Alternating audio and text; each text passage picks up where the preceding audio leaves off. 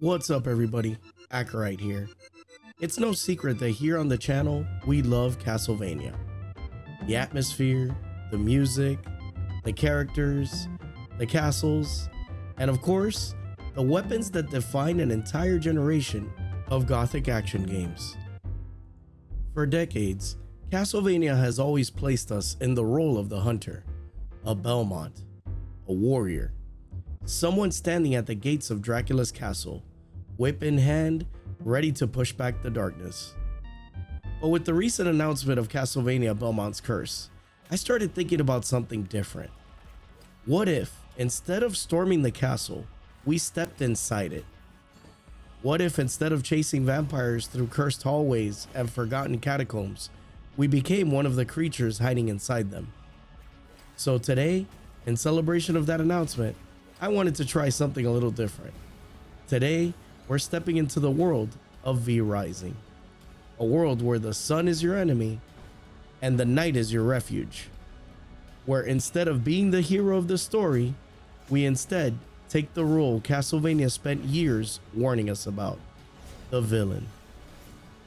So let's step beyond the castle gates and see what happens when the hunter becomes the creature of the night.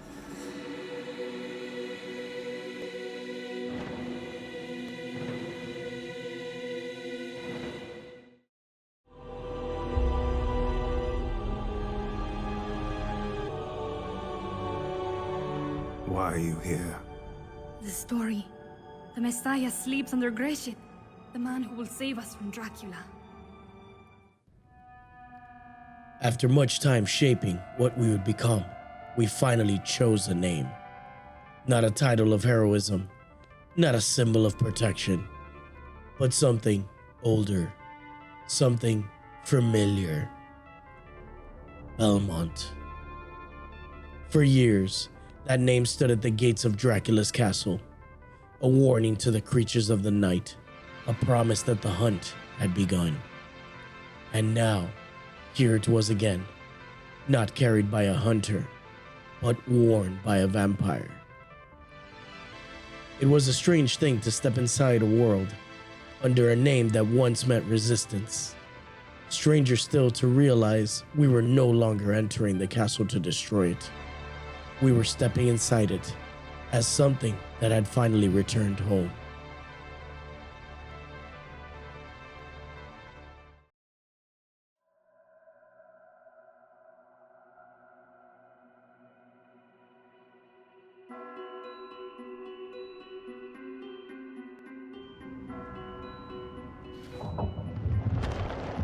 I have risen again. I did not awaken in triumph. There was no ceremony, no warning, only silence and soil. The grave released us slowly, as though the world itself was uncertain whether we should return. And when we finally rose, the night was already waiting. Skeletons wandered the darkness like forgotten soldiers, creatures that did not question what they had become. Creatures that had already accepted the night without hesitation. Recognize my power. Steel answered home. Instinct answered fear. This was not survival. It was initiation. We moved north, not with certainty, but with purpose. The wilderness of Farbane did not welcome us quietly.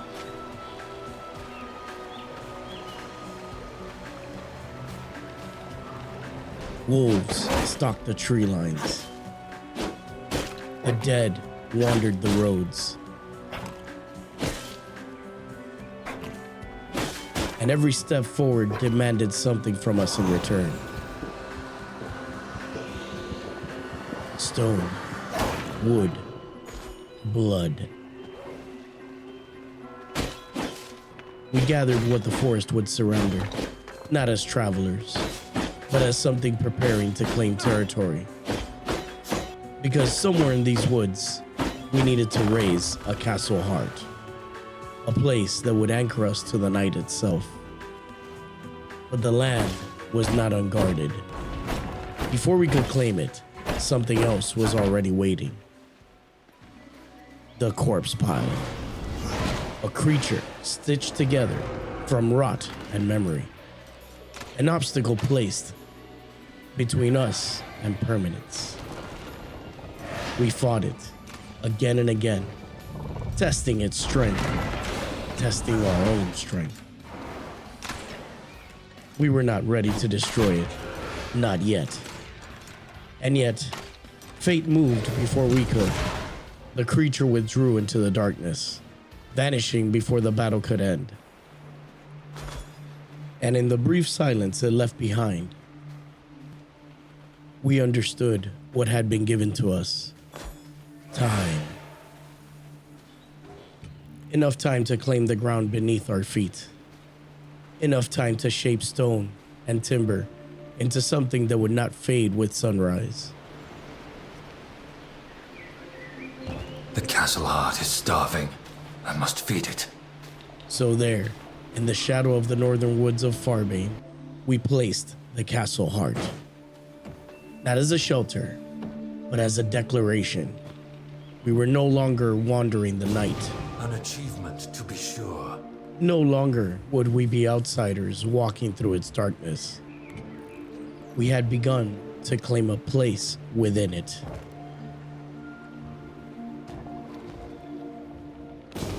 An achievement, to be sure.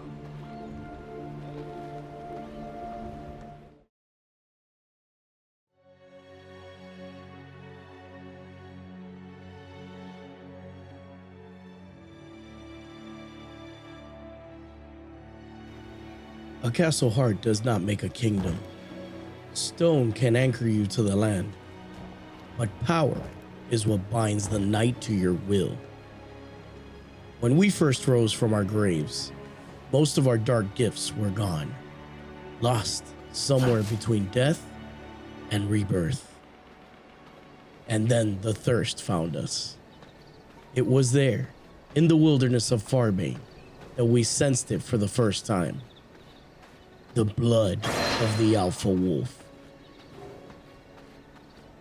We tracked it not as hunters, but as something trying to remember what it once was. The beast did not greet us as prey. It tested us as rivals. A creature of instinct and dominance that ruled the forest long before we arrived. The battle was not graceful. It was desperate, close, uncertain.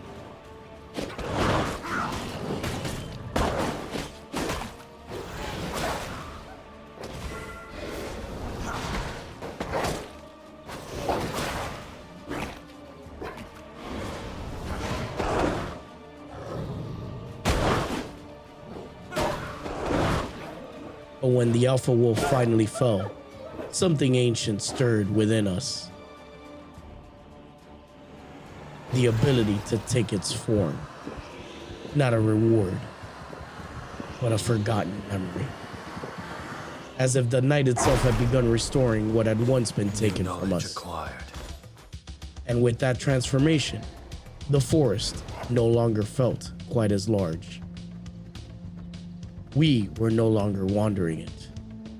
We were moving through it with purpose. But the woods were not finished testing us.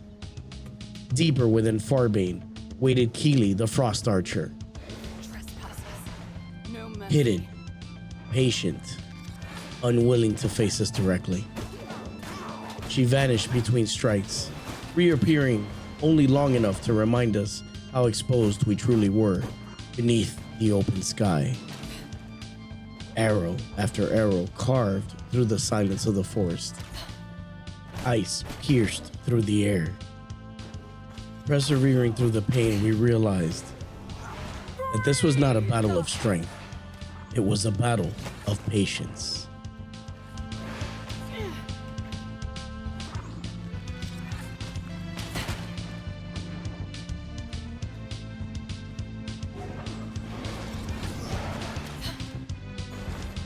Freeze!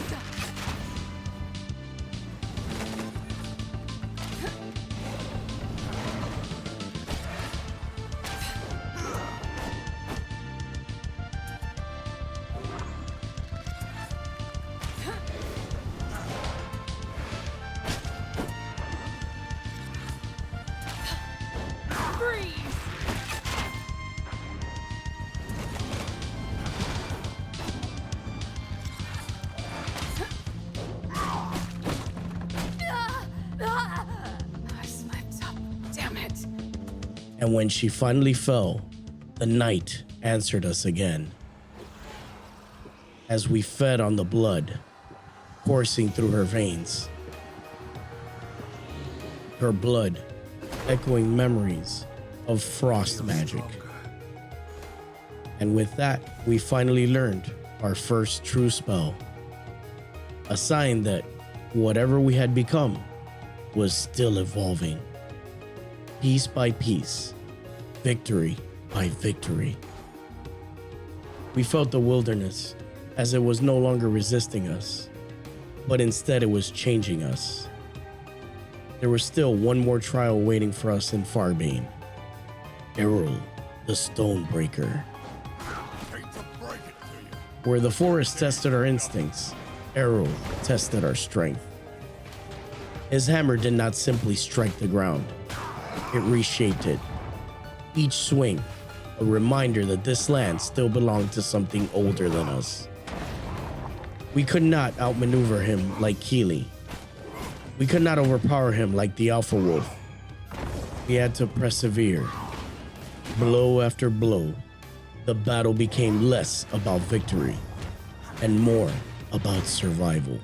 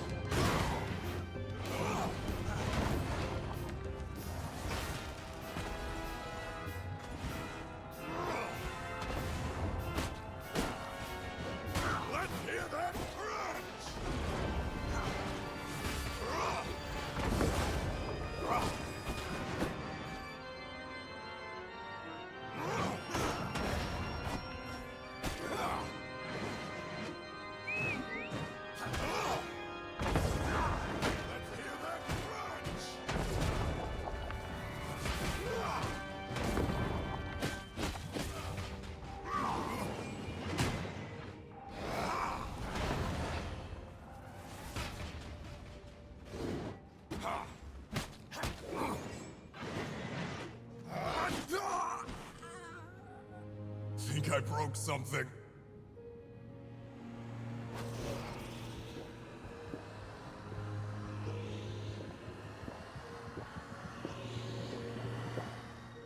But when he finally fell, the silence that followed felt different from the battles before it. Not like a reward, but instead like permission. Stone answered us. The land answered us. And with that victory, Farbane was no longer a place where we were passing through. It was becoming something else. A domain waiting to be claimed by the vampire once again.